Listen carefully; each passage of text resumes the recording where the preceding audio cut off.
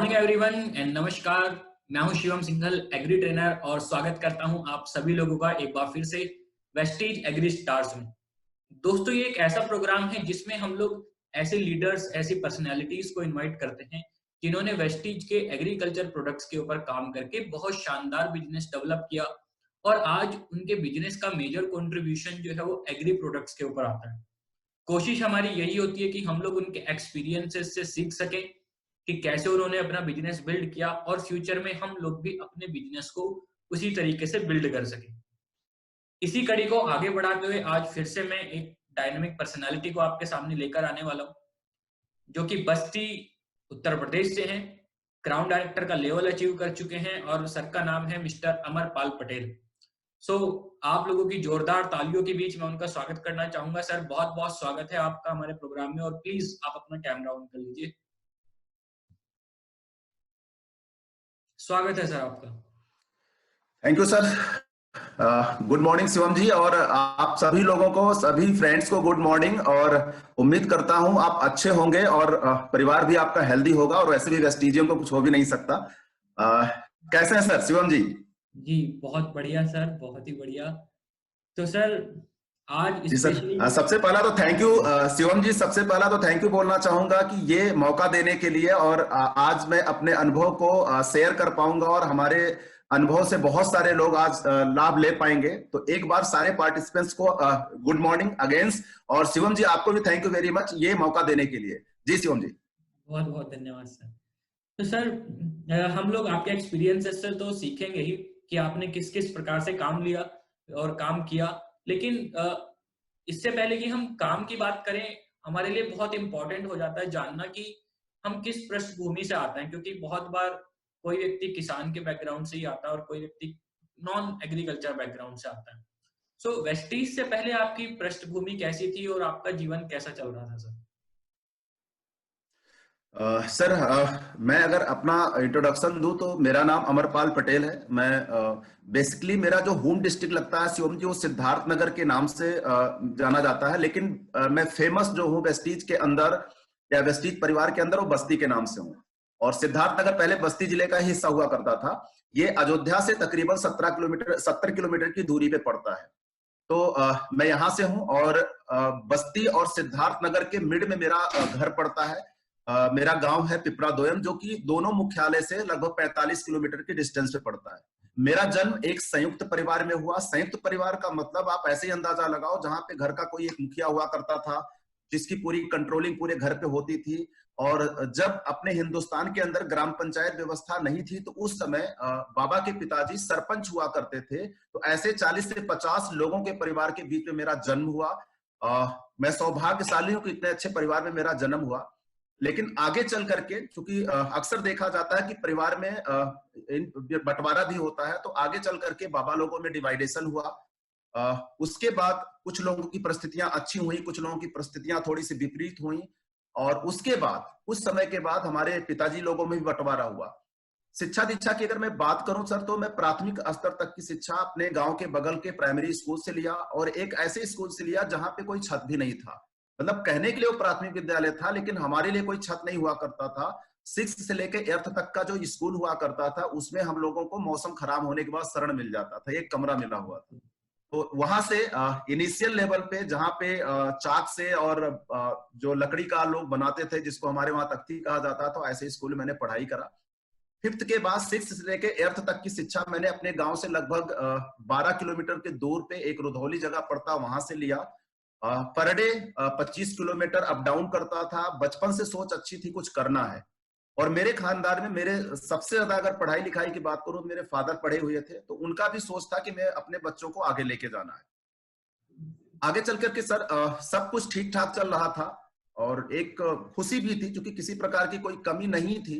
लेकिन परिस्थितियां इंसान को कहीं ना कहीं मजबूर करती हैं, और वक्त जहां ले जाना चाहता है इंसान को वहां जाना पड़ता है। और शायद आज इसी वजह से मैं आप लोगों के बीच में हूं। तो सब कुछ नॉर्मल कंडीशन थी सर। मेरे फादर 1988 ईस्वी में गवर्नमेंट जॉब में आए, और प्राथमिक विद्यालय को टीचर बने। अच्छा लगा, क्योंकि पापा को ये लगा कि अब मैं अपने बच्चों को एक अच्छा भविष्य दे सकता हूं। हमें भी लगा कि अब हमारे गार्जियन अगर जॉब में आ गए हैं, तो हमें इन फ्यूचर अपना कैरियर बनाने में कोई दिक्कत नहीं होगी। उस समय हम दो भाई थे शिवम जी, और 1988 ईस्वी में जब पापा की जॉब लगी, ठीक 2 साल के बाद मेरी एक सिस्टर पैदा हुई। जो 1.5 से 2 साल बीतते बीतते जब ये लगा कि अन्य बच्चों की तरह इसका फिजिकल मूवमेंट नहीं है, और फाइनली जब डॉक्टर्स को दिखाया गया लखनऊ मेडिकल कॉलेज के अंदर, तो उन्होंने बताया कि ये आपकी जो बच्ची है ये मेंटली पूरी तरह से जीरो है।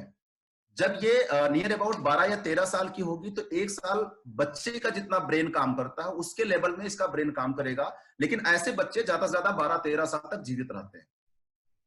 तो वहां से हमारे लाइफ के अंदर और हमारे फैमिली के अंदर चैलेंजेस स्टार्ट हुआ। डॉक्टर ने तो बोल दिया, लेकिन मदर फादर इस चीज को मान नहीं रहे थे कि कहीं ना कहीं हमें कुछ करना है। और अर्थ के बाद हमें भेज दिया गया प्रयागराज, इलाहाबाद, जो आज के टाइम पे प्रयागराज के नाम से जाना जाता है। चूंकि गार्जियन की भी सोच अच्छी थी कि हमें बच्चों को पढ़ाना, मेरी भी सोच अच्छी थी कि मेरे को कुछ करना है, तो इलाहाबाद में चला गया, 9th से ही चला गया। और उसी टाइम पे सिस्टर की प्रॉब्लम भी मिला जुला के क्रिएट हुई, और धीरे धीरे करके सिस्टर की एज बढ़ती गई, उसके ऊपर ट्रीटमेंट इधर दिखाना उधर दिखाना। ओवरऑल सिस्टर के ट्रीटमेंट में मदर फादर ने जितना सर पैसा खर्च किया, अगर देखा जाए तो आज के टाइम पे वो 2-3 लड़कियों की शादी उतने में कर डालते। ओवरऑल आगे चल करके जब मैं हाई स्कूल में पहुंचा तब तक उसकी डेथ हो चुकी थी, उसकी मृत्यु हो गई। तो ये लगा कि ये प्रॉब्लम सॉल्व हो गई, लेकिन तब तक फाइनेंशियल क्राइसिस घर में बहुत ज्यादा हो चुका था। धीरे धीरे करके पढ़ाई मेरी जारी रखी, इसी तरह से पापा अपना हेल्प करते रहे। मैं इलाहाबाद रहा, मैं अपने छोटे भाई को भी इलाहाबाद बुला लिया, हम दोनों भाई वहां पे पढ़ाई करने में लग गए। फाइनली सर जब मेरा 2001 में ग्रेजुएशन कंप्लीट हुआ और मेरा एक सोच था सिविल सर्विसेज बीट करना, और उसी साल मेरी मदर को न्यूरो अटैक हुआ, पूरा राइट साइड उनका पैरालाइज हो गया।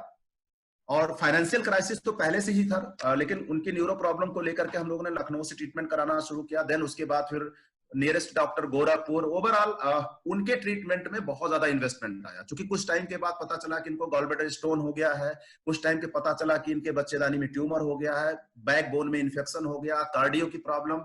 एक एक टाइम पे शिवम जी ऐसा होता था कि 3-3 4-4 डॉक्टर मिलकर के इलाज करते थे, और बार बार न्यूरो का डॉक्टर एक ही चीज बोलता था, सर कि इनको टेंशन नहीं होना चाहिए। तो फाइनली हम अपने संयुक्त परिवार को, नहीं पिताजी के भाइयों का जो परिवार था, हम अपने परिवार को छोड़ करके अपने गांव से तकरीबन 3 किलोमीटर की दूरी पे चौराहे पे हम लोग शिफ्ट हो गए। नियर अबाउट किराए के मकान में 13 से 14 साल तक रहे। जुलाई 2003 आते आते फाइनेंशियल क्राइसिस होने की वजह से मेरे को यह लगा कि पढ़ाई के साथ साथ अगर कुछ नहीं करूंगा तो शायद इलाहाबाद छोड़ देना पड़ेगा। उसी समय मैंने सर्च करना शुरू किया, और मेरे छोटे भाई के माध्यम से उनकी मैम से मुलाकात हुई और एक अदर नेटवर्क मार्केटिंग कंपनी के विषय में जानने का मौका मिला। 26 जुलाई 2003 को उस कंपनी को मैंने इसलिए ज्वाइन किया कि अगर मैं यहाँ पे पार्ट टाइम भी काम करूंगा तो मेरा फ्यूचर भी बेहतर होगा, और इन केस अगर नौकरी मिल जाती है तो ये प्लस पॉइंट का काम करेगा, मेरा टाइम यूटिलाइज होगा मेरे फ्यूचर के लिए भी। इस सोच के साथ जुलाई 2003 में मैंने नेटवर्क मार्केटिंग को शुरू किया था कि पार्ट टाइम यहाँ से हम पैसा कमा सकते हैं और अपनी जरूरतों को पूरा कर सकते हैं और अपना और अपने भाई का पढ़ाई पूरा कर सकते हैं। उस कंपनी के अंदर मैं 1 साल तक पार्ट टाइम किया। 14 अगस्त 2004 को, जो आज प्रेजेंट टाइम में अगर हम बात करें तो वेस्टीज कंपनी के जो टॉप अर्नर हैं, उस कंपनी का हिस्सा वो भी थे, मिस्टर सिद्धार्थ सर। और उनकी मीटिंग 14 अगस्त 2004 को इलाहाबाद में लगी थी। उनकी मीटिंग को देखने के बाद मेरे को कॉन्सेप्ट क्लियर हुआ कि नेटवर्क मार्केटिंग का फ्यूचर बहुत बड़ा है। और मेरे कॉन्सेप्ट में क्या था, गार्जियन के ब्रेन में क्या था कि बच्चे को नौकरी दिलानी, और मेरे को था कि नौकरी लेनी है। लेकिन उस मीटिंग को अटेंड करने के बाद मेरे को लगा कि इंडिया के अंदर नौकरी से भी बेहतर प्लेटफॉर्म है जहां पे हम बड़ा कैरियर बना सकते हैं। सो काफी कुछ आत्ममंथन किया कि अगर मैं अधिकारी बन जाता हूं तो क्या मैं बच्चों को अधिकारी बना सकता हूं। इसके अलावा मैंने आत्ममंथन किया कि क्या मेरे माध्यम से समाज को हम बहुत बड़ा हेल्प कर पाएंगे। सिविल सर्विसेज का जो डिपार्टमेंट था उसके अलावा तो काफी कुछ डायग्नोस करने के बाद 2-3 कारण थे सर, जिसकी वजह से मैं निष्कर्ष के पहुंचा कि हमें network marketing as a career करना है। पहला कारण था कि यहाँ पे हम ईमानदारी का बड़ा पैसा कमा सकते हैं जिसकी कोई लिमिट नहीं है। दूसरा कारण था सिक्योरिटी, जब तक हम रहेंगे हमारे द्वारा किए गए काम का फायदा हमें मिलता रहेगा, और इन केस अगर हमारे साथ कोई बात होती है तो हमारे बच्चों को उसका फायदा लेने से कोई रोक नहीं सकता। तीसरा जो सबसे बड़ा कारण था कि हम समाज को बहुत बड़ा दिशा दे सकते हैं, जहां आज चारों तरफ बेरोजगारी फैली हुई है उनको हम रोजगार के मुहैया भी करा सकते हैं, जॉब क्रिएटर भी बन सकते हैं, जो अभी हमने अपने प्रधानमंत्री जी बोल भी रहे हैं आजकल, और आत्मनिर्भर बनाने की भी बात बोल रहे हैं। तो ये सारी चीज उस समय समझ में आई थी सर, और 15 अगस्त 2004 को उस कंपनी को full time as a career करना शुरू किया। अच्छी बात है सर कि उसमें भी सबसे ज्यादा मैं जो काम करता था 90% वो एग्रीकल्चर के ही प्रोडक्ट पे काम करता था। वहां पे भी केवल एक प्रोडक्ट हुआ करता था और उसी पे रोटेट करते थे हम उस बिजनेस को। 15 अगस्त 2004 से उस कंपनी को फुल टाइम किया सर। मार्च 2008 तक उस कंपनी को मैंने किया, लेकिन मैंने क्या देखा कि उस कंपनी के अंदर 5 साल बिताने के बाद भी मेरी महीने की इनकम 5,000 रुपए भी नहीं हो रही है।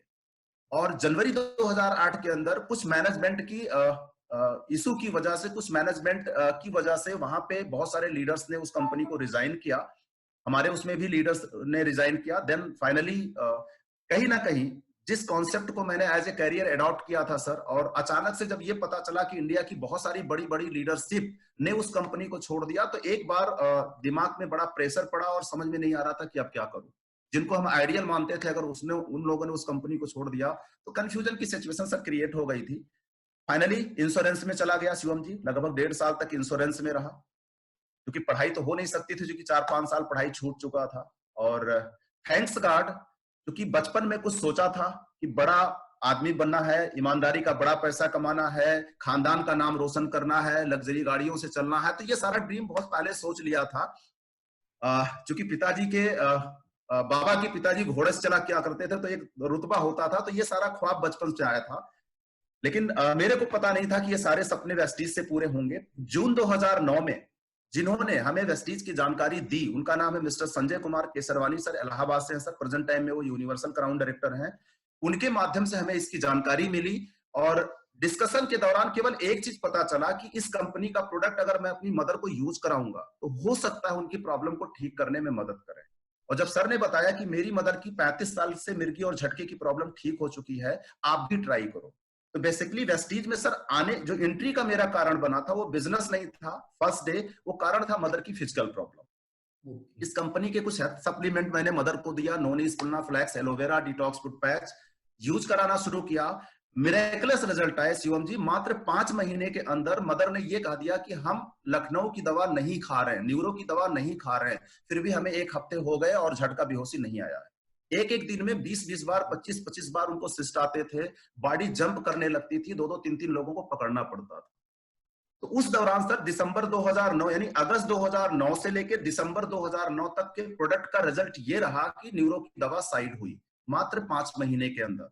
देन मेरे दिमाग में बात क्लिक करी कि सर जिस कंपनी के प्रोडक्ट में इतना दम है, उसके विषय में बड़े लेवल पे नॉलेज देनी चाहिए। दिसंबर 2009 में जब इस कंपनी की मैंने बड़े स्तर पे नॉलेज ली, तो पिछली कंपनी में या जितनी भी हिंदुस्तान के अंदर नेटवर्क मार्केटिंग कंपनियां आज के टाइम पे चल रही हैं, जितनी भी कंपनियां हैं, उन सारी कंपनियों में अच्छी या बुरी जो भी कंपनियां, जितने भी चैलेंजेस हैं, सक्सेस ना हो पाने के जितने भी कारण थे, वो सारे कारण वेस्टीज मैनेजमेंट ने पहले दिन से ही सॉल्व कर रखा। तो पहला तो सर ये पता चला कि मैनेजमेंट एक्सपीरियंस होल्डर है, जो काम वेस्टीज हमसे करवाना चाहता उसके उनके पास कई सालों का तजुर्बा है।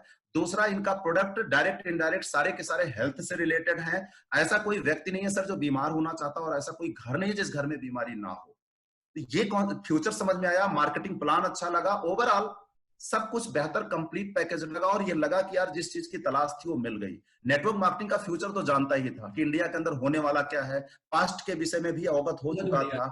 बहुत ही बढ़िया। और अभी शिवम जी, दिसंबर 2009 में जब मैंने इस कंपनी को अडॉप्ट किया था, तो उस समय मेरी जो फाइनेंशियल कंडीशन थी सर, मैं करीब 15 से 20 लाख रुपए हम कर्जदार थे, इंटरेस्ट अमाउंट भी ले रखा था, और पैतृक संपत्ति भी बेची जा चुकी थी सिस्टर और मदर के ट्रीटमेंट में, पैसे के अभाव में। और उस समय साधन की बात करूं शिवम जी, तो मेरे पास बजाज की सिटी 100 हुआ करती थी, नोकिया 1100 मोबाइल था, ये कंडीशन था। तो ये आने का जो कारण था मदर की neuro problem, network marketing adopt करने का जो कारण था वो फाइनेंशियल क्राइसिस था। ये अब तक का सर सफर रहा। लेकिन अगर आप मेरे से ये जानना चाहेंगे कि वेस्टीज में आने के बाद क्या हुआ, तो नेक्स्ट आपका क्वेश्चन सर। बिल्कुल बिल्कुल, और नेक्स्ट हम इसी के ऊपर चलेंगे। तो सर अभी अगर हम बात करें, पूरी जर्नी तो हम लोग डिस्कस नहीं कर पाएंगे क्योंकि फिर समय ज्यादा लग जाता है। तो लेकिन अभी अगर हम प्रेजेंट की बात करें, तो आज के समय में आपकी क्या अचीवमेंट्स हैं वेस्टीज में? सर आज के टाइम में अचीवमेंट ये है कि जैसा मैंने अभी आपसे बोला कि आज मैं किराए के मकान में नहीं हूं सर, खुद के अपने मकान में हूं। और मकान की इस समय प्रेजेंट टाइम में जो वैल्यू है सर, केवल मकान की वो 50 लाख रुपए की है। क्या बात है, बहुत बढ़िया। तो एक फार्म हाउस टाइप का मकान है, तो ऐसे मकान में रह रहा हूं सर। दूसरा, मैं किसी का 1 रुपए कर्जदार नहीं हूं। सबसे बड़ा शिवम जी मेरा जो अचीवमेंट है, मैं किसी का 1 रुपए कर्जदार नहीं हूं, और ये देन है वेस्टीज का। पिछले 11 साल से और जो अचीवमेंट हुआ सर, मेरे घर में बीमारी की वजह से किसी की कोई डेथ नहीं हुई, और आज पूरा परिवार मेरा हेल्दी है, ये भी मेरा अचीवमेंट है। पिछले 5 साल से मैं 4 व्हीलर मेंटेन करता हूं वेस्टीज कार फंड की वजह से। 2 बार यहां से विदेश यात्रा जा चुका हूं सर। टीम में 10 लोग गाड़ियां ले चुके हैं सर। 5 लोग हो चुके हैं जिनकी इनकम 1 लाख रुपए से लेकर 2.5 लाख से ज्यादा है सर। और अच्छी बात यह है कि मैं खुद अभी भी गांव से इस बिजनेस को कर रहा हूं, और हमारे जितने भी अचीवर हैं 1 लाख प्लस वाले सारे गांव से, और जितने भी 4 व्हीलर अचीवर हैं सारे गांव से हैं। क्या बात है, सारे बंदे गांव से हैं। बहुत ही बढ़िया, बहुत ही बढ़िया। और हाईएस्ट हाईएस्ट इनकम शिवम जी यहां से, मैं मेरी पहली इनकम 416 आई थी। हाईएस्ट इनकम इस लॉकडाउन में जो मैंने लिया है, सितंबर 2017 की जो क्लोजिंग हुई थी, उस क्लोजिंग से जो मेरे को अब तक का हाईएस्ट पे आउट आया 3,61,676 रुपए। ये सितंबर 2020 की इनकम है शिवम जी। बहुत और जब से बढ़िया। लॉकडाउन लगा है सर, अगर मेरा इनकम टोटल बताऊं तो 17 लाख का पे आउट लिया हूं लॉकडाउन में। लॉकडाउन में क्या बात है, और यस सर, लोगों की 17 लाख। लॉकडाउन में नौकरियां चली गई जबकि। नौकरियां चली गई थी सर। बहुत बड़ी बात है, बहुत ही जबरदस्त अचीवमेंट्स है सर। तो सर आपने जैसे बताया कि आपकी स्टार्टिंग तो मदर की जो प्रॉब्लम थी उसकी वजह से वेस्टीज में हुई थी, हालांकि आप यस पहले भी सर। एग्री पे काम कर चुके थे। तो वेस्टीज यस में सर। वेस्टीज में फिर एग्री के ऊपर काम करना कैसे स्टार्ट हुआ? सर चूंकि अनुभव पुराना था, और चूंकि ऑलरेडी पहले से गांव गांव जा करके हम लोग डेमो दिखाते थे, मीटिंग करते थे। लेकिन अब चूंकि होता क्या ना सर, कि प्रोडक्ट एक केवल उसमें था, और एक प्रोडक्ट के द्वारा बड़ी इनकम आ नहीं पा रही थी, तो सब कहीं ना कहीं बहुत सारे रीजन थे। वेस्टीज में जब आया तो उसका हमें एक बेहतरीन विकल्प मिला, क्योंकि उस कंपनी में 80% सक्रिय तत्व हुआ करते थे उस प्रोडक्ट के अंदर। आपने वहां एग्री 82 के नाम से हमें प्रोडक्ट मिला, तो एक प्लस मिला हमें। और उसको जब हमने यूज कराना शुरू किया तो उससे बेहतर रिजल्ट आना शुरू हुए। और उस समय केवल एग्री 82 के नाम से अपने पास प्रोडक्ट हुआ करता था। और आज के टाइम पे तो हम लोगों के लिए गुड न्यूज है सर, कि एग्रीकल्चर पे काम करने के लिए तुम्हारे पास बहुत सारी संभावनाएं हैं। बिल्कुल। सर इस पे काम करना शुरू किया, और नो डाउट सर अच्छे रिजल्ट हैं, मतलब मिरेकलस रिजल्ट हैं। और अब तो एग्री 82 का यूज करते हैं हम लोग बहुत अच्छे तरीके से, ग्रेनुअल का यूज करते हैं, यूमिक का यूज करते हैं, प्रोटेक्ट का यूज करते हैं, एग्री मास का यूज करते हैं, विशेषकर जब फूल और फल के टाइम में आ जाते हैं। रूट्स को डेवलप करने के लिए गोल्ड का इस्तेमाल कर रहे हैं, और आपका जो मिनरल्स होते हैं जो माइनर माइनर हो सकते हैं, उसके लिए हम नैनोटेक का यूज कर रहे हैं। तो ओवरऑल सर पूरे प्रोडक्ट को इस समय हम लोग कंज्यूम करा रहा हूँ। बेहतरीन रिजल्ट है सर, बेहतरीन बहुत ही रिजल्ट। बढ़िया, बहुत ही बढ़िया सर। तो सर आप इतने सालों से एग्री के ऊपर काम कर रहे हैं, तो आपने जी सर। ये तो फील किया होगा कि कई बार जब हम किसान के पास जाते हैं, प्रोडक्ट्स के बारे में बताते हैं, तो हमारे सामने काफी चैलेंजेस भी आते हैं।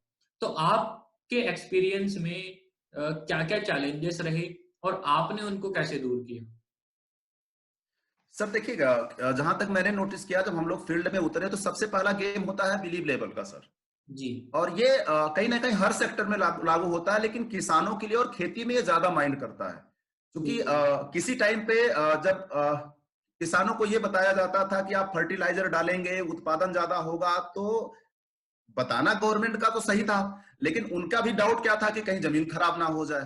तो उनकी जो सोच थी वो भी गड़बड़ हुआ। गवर्नमेंट की जो सोच थी उत्पादन बढ़ा, लेकिन ओवरऑल कहीं ना कहीं मिसमैनेजमेंट तो हुआ। तो और बहुत सारे लोग फील्ड के अंदर नेटवर्क मार्केटिंग के ही नाम पे बहुत सारी कंपनियां गलत सलत प्रोडक्ट बेच करके मार्केट को गंदा भी कर दी थी। तो चैलेंजेस सबसे बड़ा आता था बिलीव लेवल का। चैलेंजेस सबसे बड़ा आता था कि हम कैसे मान लें कि आपका प्रोडक्ट काम करेगा।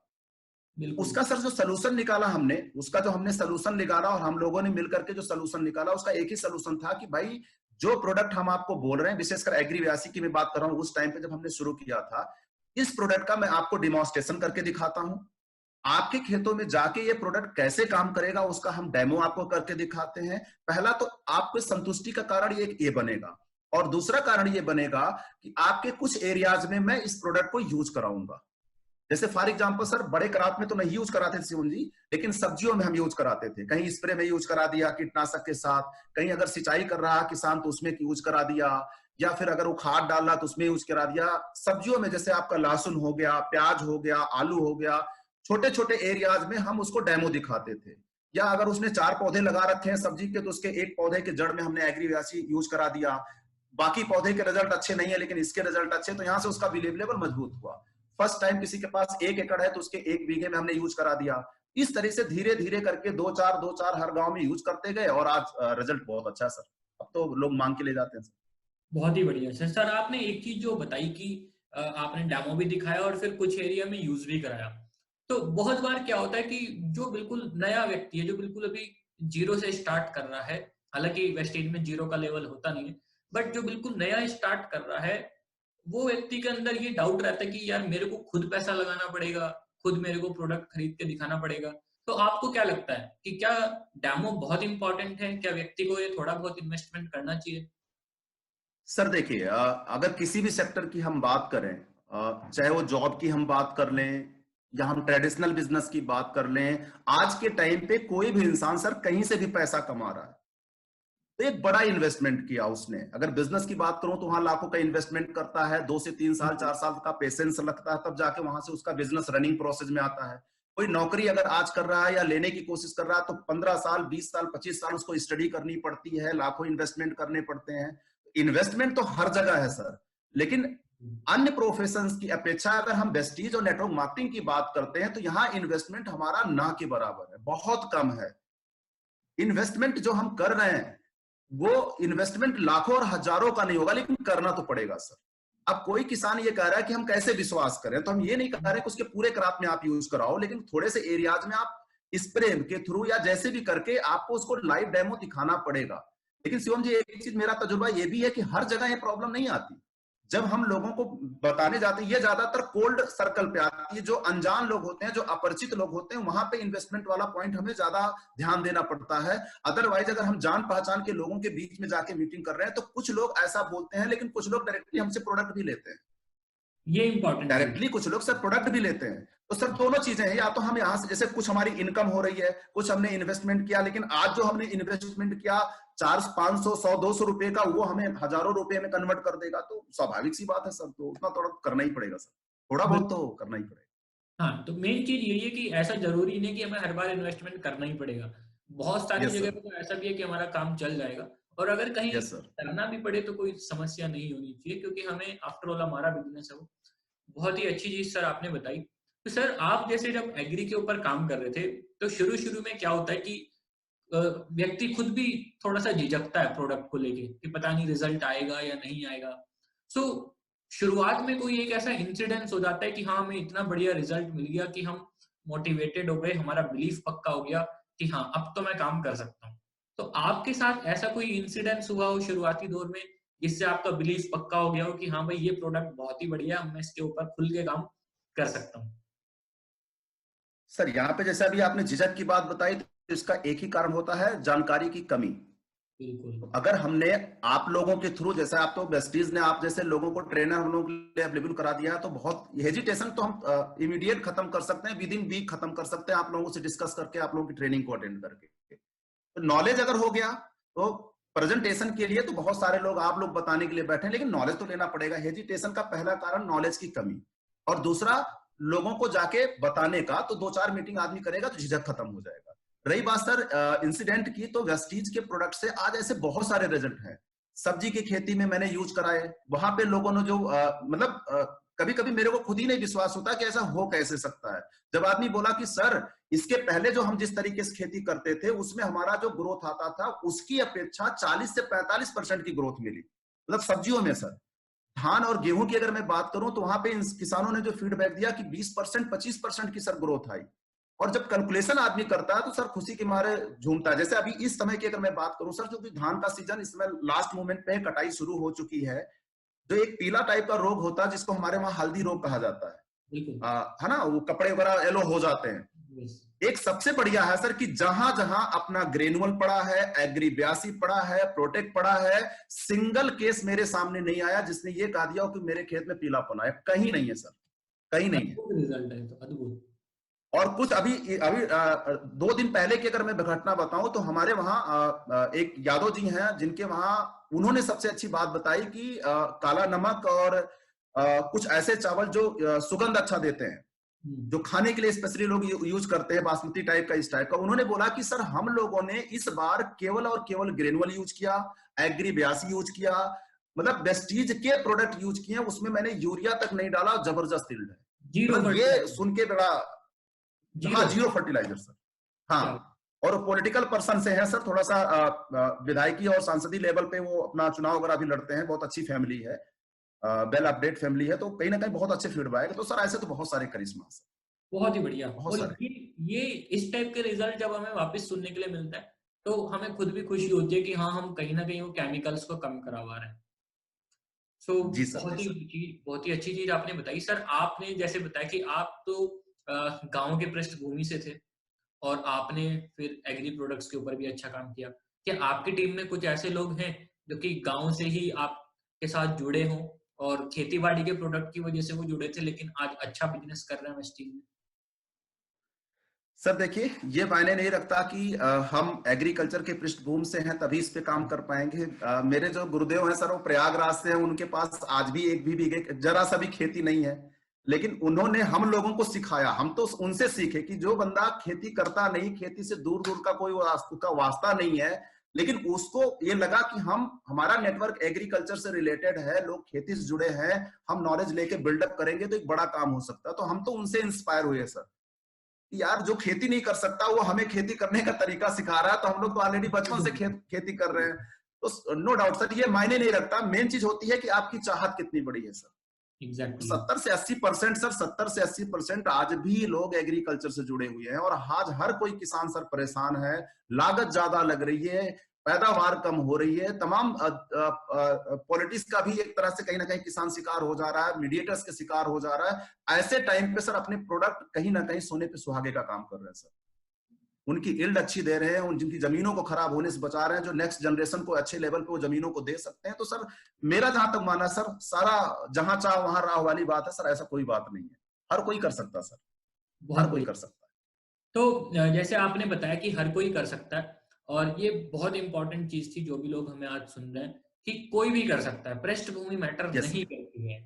तो नहीं सर करता जो सर। व्यक्ति अभी काम करना चाहता है, मान लीजिए किसी ने स्टार्ट नहीं किया है और आज प्रोग्राम को देख के कोई व्यक्ति काम स्टार्ट करना चाहता है एग्री प्रोडक्ट्स के ऊपर, तो आपका सजेशन क्या होगा कि उसकी अप्रोच कैसी होनी चाहिए? वो कहाँ से स्टार्ट करे, कौन से प्रोडक्ट से स्टार्ट करे, किसानों को कैसे अप्रोच करे?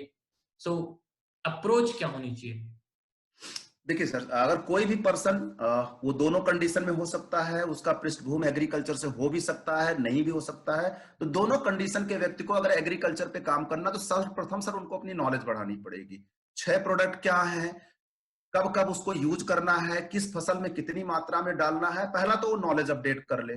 दूसरा, उसको क्या करना पड़ेगा कि जो भी किसानों को वो जानता, खुद नहीं करता कोई बात नहीं, लेकिन जितने लोगों को वो जानता, उनके फ्रेंड सर्किल में, उनके रिश्तेदारी में, उनके दोस्ती यारी में जितने लोग खेती से जुड़े हुए हैं, कहीं ना कहीं ऐसा कोई व्यक्ति नहीं हो सकता सर कि उसका संपर्क किसानों से ना हो।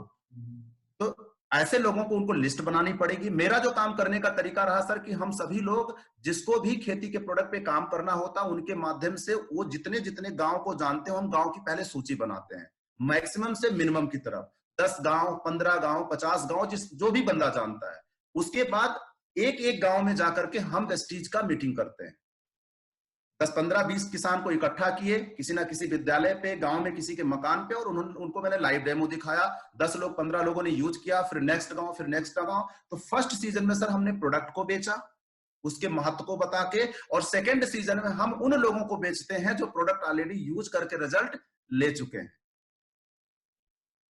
बहुत ही बढ़िया। ये तरीका है सर, इसके द्वारा हम काम कर सकते हैं सर। और ये भी नहीं है, जिसका जान पहचान नहीं है सर, तो वहां पे हम काम कर सकते हैं, थोड़ा सा इन्वेस्टमेंट लगेगा। जब हम फील्ड में निकलते हैं तो बहुत सारे लोग खेती से जुड़े होते हैं, बहुत सारे गांवों से हम गुजरते हैं, तो रुक करके एग्रीकल्चर की दुकानों से हम बात कर सकते हैं, बहुत सारे किसानों से बात कर सकते हैं। तो काम तो हर जगह हो सकता है सर। और नेटवर्क मार्केटिंग का शिवम जी इतिहास है कि हर व्यक्ति आज जो भी ग्रोथ लिया है, और शुरुआत में 99% उसके नात बात दोस्त नहीं आते, आते कौन लोग, जो अननोन होते हैं। वो हमारा भी है और सबका भी है सर। बिल्कुल। बहुत ही बढ़िया सर। एक सर बहुत ही छोटा सा क्वेश्चन शुरुआत में आता है। मान लीजिए मैं आज किसी किसान के पास जा रहा हूँ, मैं अपने प्रोडक्ट्स को लेके जा रहा हूँ।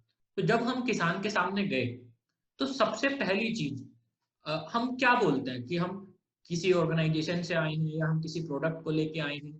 तो पहली लाइन, वो पहली लाइन क्या है जिससे आप स्टार्ट करते हो? मतलब कि कहाँ से आप आए हैं या क्या करने आए हैं? तो वो एक लाइन अगर आप बता सकें अपने एक्सपीरियंस से। सर सबसे पहला तो ऑलरेडी दोनों कंडीशन होती है। एक तो अगर हमारे लिए वो अननोन पर्सन है तो हम डायरेक्टली अपना इंट्रोडक्शन देते हैं कि हम कहाँ से आए हैं। लेकिन अगर हमारा वार्म सर्कल हो, हमारे जान पहचान के लोग हैं, तो सबसे पहला उनकी हालचाल लेते हैं। खेती बाड़ी के विषय में इस समय क्या चल रहा है, क्या फसल लगाने वाले हो, कितना लगाने वाले हो, किस किस तरीके से आप करते हो, लागत कितनी आती है, क्या क्या चैलेंजेस आते हैं, इन सारे बिंदुओं पे सर बात करते हैं। फिर फाइनली उनसे हम बात करते हैं कि सर क्या आप ऐसे कोई प्रोडक्ट को यूज करना चाहते हैं खेती से संबंधित जिससे आपकी लागत कम आए, पैदावार ज्यादा हो, जमीन खराब होने से बचे। तो स्वाभाविक साथ भाई सर पॉजिटिव क्वेश्चन है तो आदमी सामने बोलता भाई क्यों नहीं, क्या है, कैसे है। तो वार्म सर्कल को हम इस तरह से हैंडल करते हैं। लेकिन जो कोल्ड सर्कल है, जो हमारे लिए अपरिचित है, तो उनको हम डायरेक्टली इंट्रोडक्शन देते हैं। सर मेरा नाम अमरपाल पटेल है, मैं एग्रीकल्चर सेक्टर से रिलेटेड प्रोडक्ट पे काम करता हूं और बेहतरीन प्रोडक्ट हमारे पास है जो टोटल जैविक प्रोडक्ट है। और ऐसी कंपनी के थ्रू हम है जो पिछले 16 साल के अंदर इंडिया के अंदर ना जाने कितने किसानों की हेल्प कर चुकी है और उस प्रोडक्ट का यूज करके लोग बड़ा फायदा ले रहे हैं। क्या आप ऐसे कोई प्रोडक्ट को यूज करना चाहते हैं एक किसान के तौर पे जिससे आपकी लागत कम आए और पैदावार ज्यादा हो? तो वहां पे भी ये क्वेश्चन हम राइज करते हैं सर। इस तरीके से आगे काम किया जाता है सर। बहुत ही बढ़िया सर।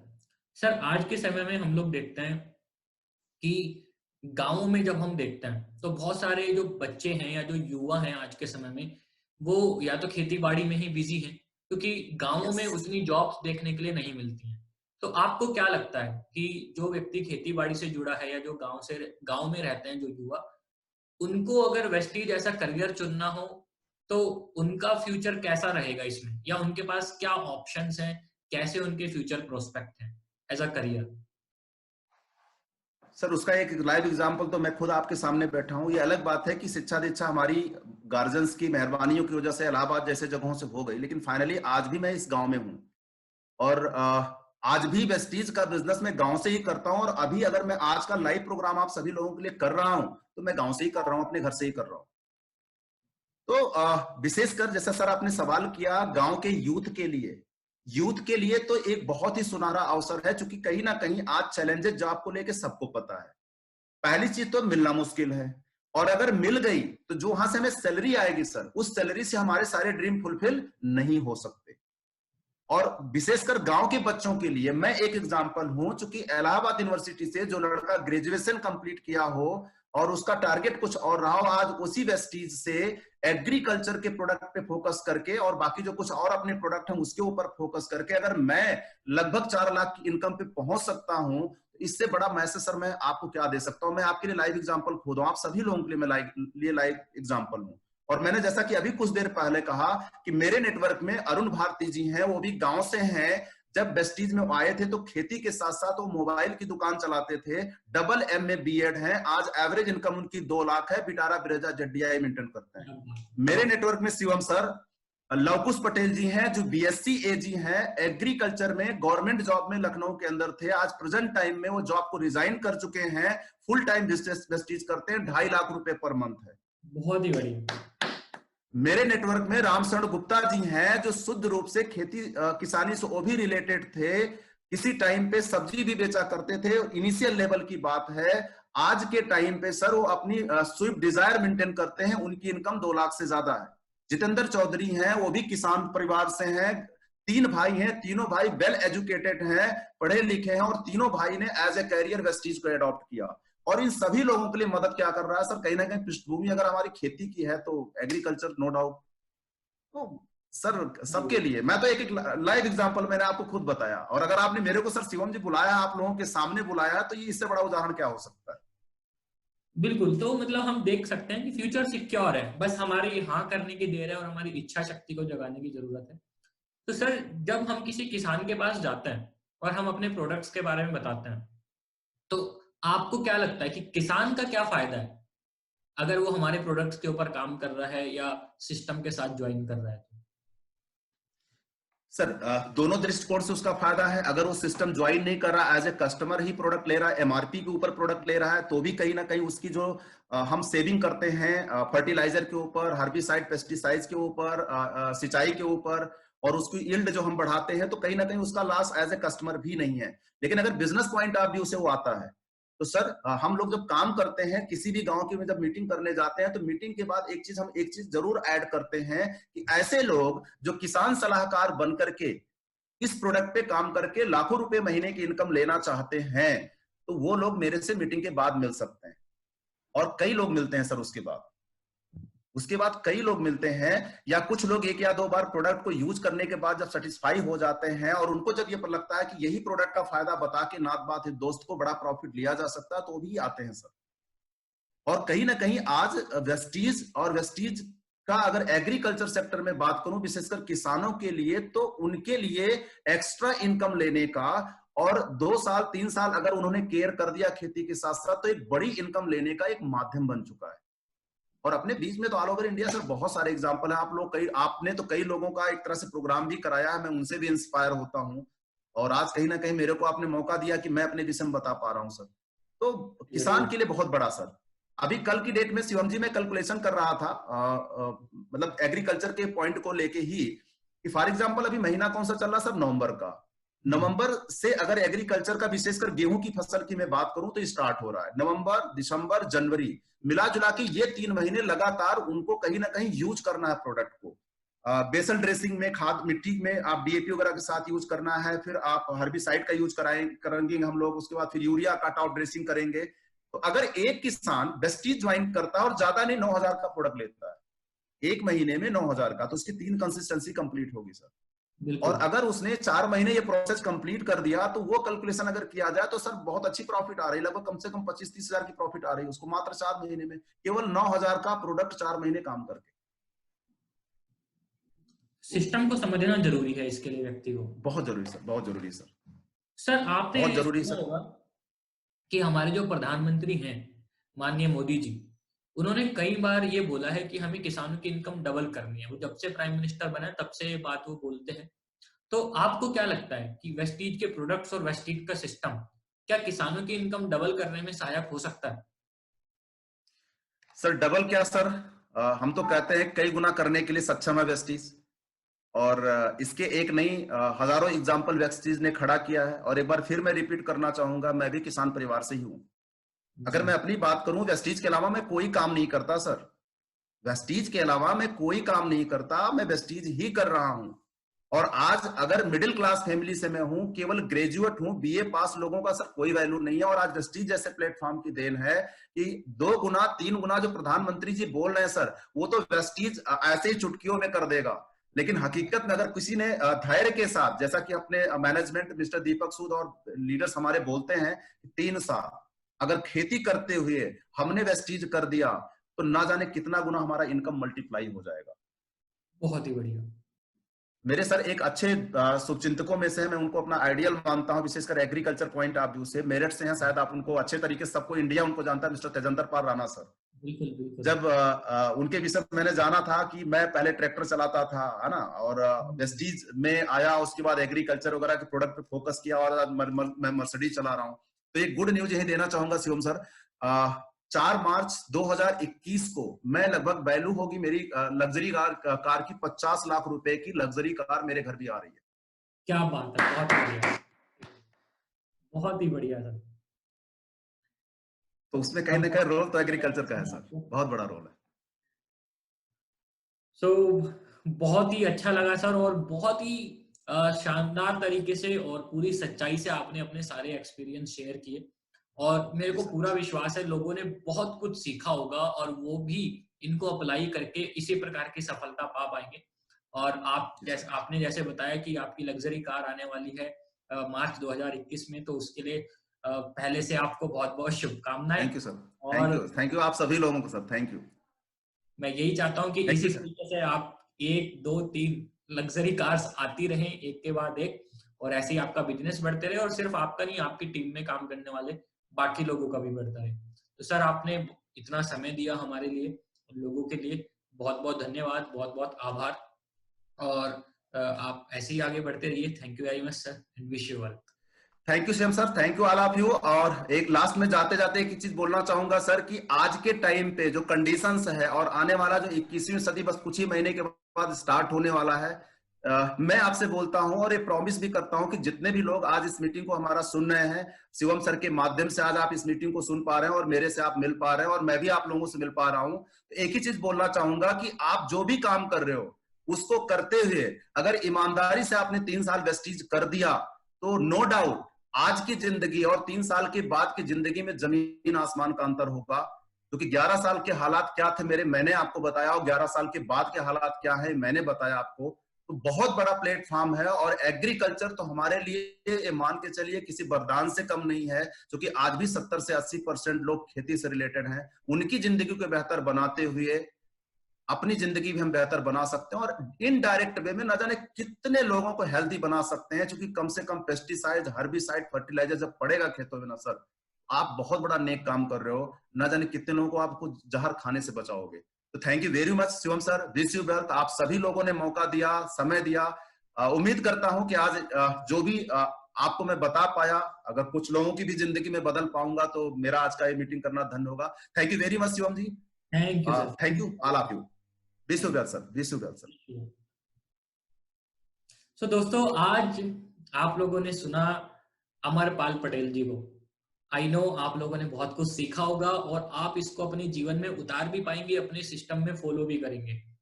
तो आप सभी से मेरी यही रिक्वेस्ट है कि आप इन चीजों को सिर्फ सुने नहीं, उनको अप्लाई भी करें, तब आपको रिजल्ट्स दिखने स्टार्ट होंगे। पहले भी हम बहुत सारी चीजें सीख चुके हैं, आज भी सीखी हैं और आगे भी सीखते रहेंगे।